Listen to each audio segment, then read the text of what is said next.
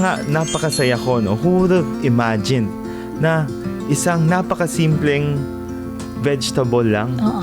may export natin sa ibang bansa. Oo. Hindi lang yon, nakagawa pa po tayo ng bagong livelihood. Yes, Kasi yes. before we started, lahat ng mga farmers, pag pumupunta ako doon sa Pampanga o sa Rizal, ang sinasabi parati sa akin, yung basura namin nagawa niyong pera. And ngayon, maraming negosyo, same as ours, na crispy kangkong din. Yes. Napakasaya ko rin. Kasi we created a new demand. Kumbaga, sa atin nagsimula to.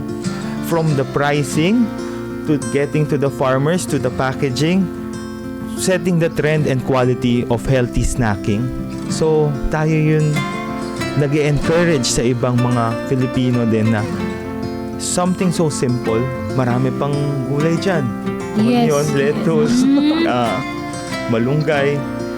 Something so simple, kaya natin ipagyabang, kaya natin ibenta sa ibang bansa.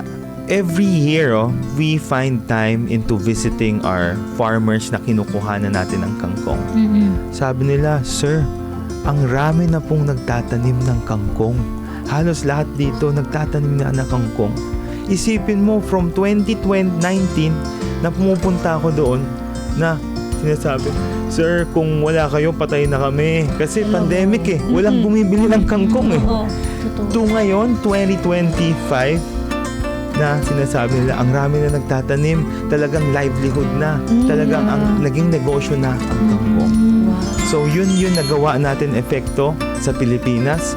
Nakagawa tayo ng new demand na dating hindi pinapansin, Hindi dating pinapansin. nabubulok lang. Oo. Ngayon, Nasa tabi lang naging ng daan. livelihood na ng napakarami natin farmers.